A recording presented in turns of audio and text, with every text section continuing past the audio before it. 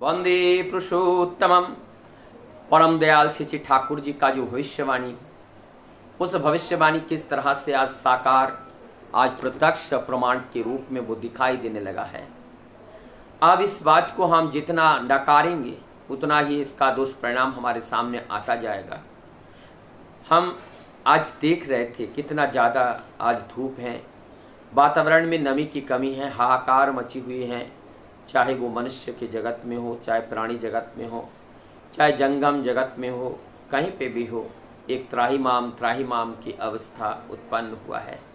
परम दयाल ने जब अपने लीला काल में, जब वो भौतिक वस्तु में थे, इस पार्थिव शरीर को धारण किए हुए थे, तो उन्होंने किस तरह से वाटर कंजर्वेशंस किया था हम लोगों ने देखे हैं। चाहे वो उनका जन्मभूमि हिमायतपुर पाबना में हो, चाहे वह देवघर अभी वर्तमान में वो झारखंड प्रदेश में हो, कहीं पर भी आप जाएंगे एक बूंद पानी नष्ट नहीं करते हैं। बारंबार पानी के लिए हम लोगों को बताते थे। उस समय 100 वर्ष पहले जिस समय पानी की बहुत ज़्यादा परेशानी नहीं थी, तब परम दयाल श्री ठाकुर जी ने ये मैसेज देने का प्रयास किया संपूर्ण जगतवासियों को कि आने वाले समय में अगर संयमित रूप से इस पानी का प्रयोग नहीं करोगे तो निश्चित रूप से सबके जीवन में एक बहुत ही दुर्दिन आने वाला है। पानी का अभाव होगा और पानी का अभाव से संपूर्ण सृष्टि का लोप हो सकता है।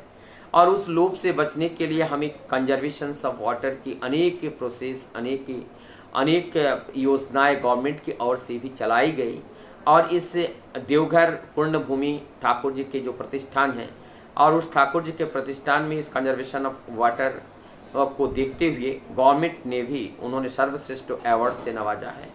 तो ये अवार्ड से नवाजा ना नवाजा इस बहुत बड़ी बात नहीं है, लेकिन हम सब लोगों को जागरूक होने के लिए परम दयाल श्री ठाकुर जी ने जो मैसेज दिए हैं हमें भविष्य में रक्षा करने के लिए, हमारी मनुष्य जगत, संपूर्ण प्राणी जगत और संपूर्ण जंगम जगत, संपूर्ण धरती को रक्षा के लिए उन्होंने जो प्रेरणा दिए हैं, जो बात उन्होंने बताई है, हमें उसे संयम करना होगा। एक बूंद पानी कभी हमें बेकार नहीं करना है।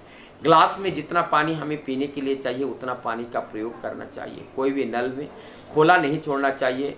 अनर्थ रूप से हम पानी कभी कभी द्वार पे डालते हैं, रास्ते पे डालते हैं, वो पानी ऐसा बर्बाद नहीं करना चाहिए। जितना पानी नहाने के लिए ज़रूरत है, जितने पानी अपने शौच कार्य शुचिता के लिए ज़रूरत है उतना प्रयोग करना चाहिए। उससे ज़्यादा अधिक पानी का प्रयोग नहीं करना चाहिए।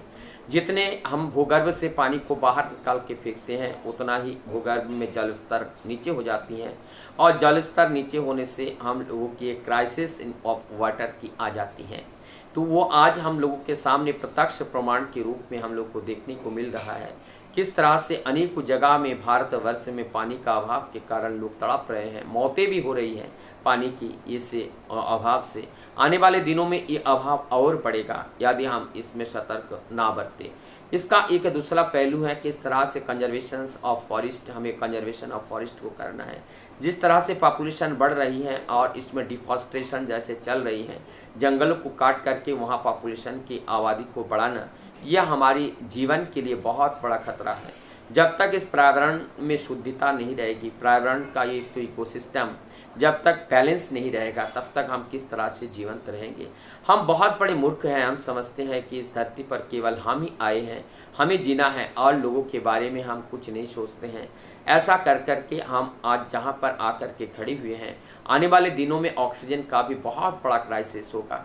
इसके लिए आंदोलन अभी से होना चाहिए, लेकिन कोई भी राजनीतिक दल इस बारे में आवाज़ नहीं उठाएगा, क्योंकि इस आवाज़ उठाने से उनकी वोट बैंक में बहुत बड़ा नुकसान होगा। क्योंकि इसको पूर्ति के लिए बड़ा कठिन काम है, बड़ा कदम सच्चाई से साथ उठाना पड़ेगा, और ऐसे उठाने के लिए कोई भी व्यक्ति इस टाइम सक्षम हमारे देश में नहीं दिखाई पड़ रहा है।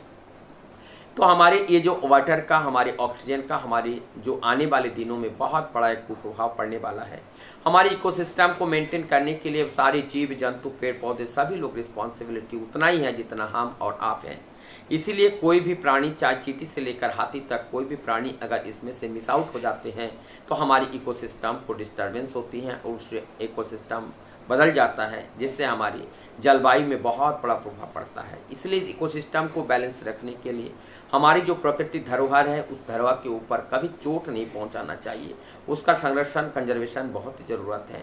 सभी जीव जंतु हमारे लिए ज़रूरत है, चाहे वो सांप हो, चाहे वो शेर हो, चाहे वो लाभकारी हो, चाहे वो अहितकारी हो। कोई भी अहितकारी नहीं है। इस सृष्टि में प्रभु ने जिसको भी रचा है, वो कोई ना कोई कार्य इस धरती पे उनको दिया गया है, और उस कार्य वही कर सकते हैं। इसलिए अहित कार्य कोई भी नहीं है। हम उसको अनदर वे में लेते हैं, इसलिए वो अहित हमारे लिए होते हैं। यदि हम पॉजिटिव वे में कर ले तो वो हमारे लिए कोई अहितकारी नहीं है, वो हमारे सेवा के लिए आए हुए हैं। जैसे हमें दूसरे के परोपकार के लिए, सेवा के लिए प्रभु ने हमें निर्माण किया है, हम कर रहे हैं नहीं कर रहे हैं, वो हमारे अपना अंतरात्मा से पूछना चाहिए। और अंतरात्मा हमें क्या गाइडलाइन दे रही है, और क्या हमें बता रहे हैं, क्या हमें पुरस्कृत कर रहे हैं।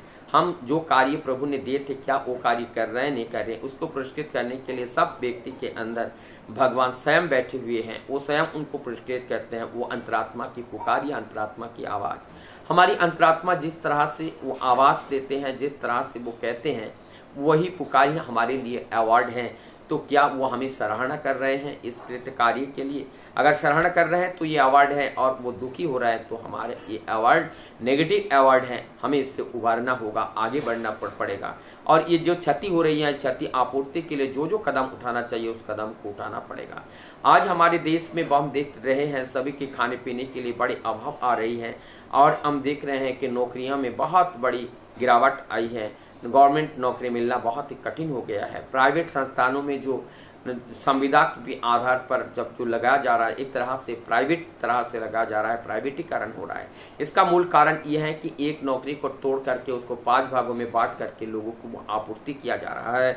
और इसका मूल कारण ही है कि जनसंख्या की वृद्धि। ये जनसंख्या भी जब तक नियंत्रण नहीं होते हैं, जनसंख्या अनियंत्रित जब हो जाते हैं, तभी इस तरह से एक प्रकार का विस्फोट होता है। और वो विस्फोट हमारे संपूर्ण मानव जाति के लिए, संपूर्ण सृष्टि के लिए भी बहुत बड़ा मैसेज है।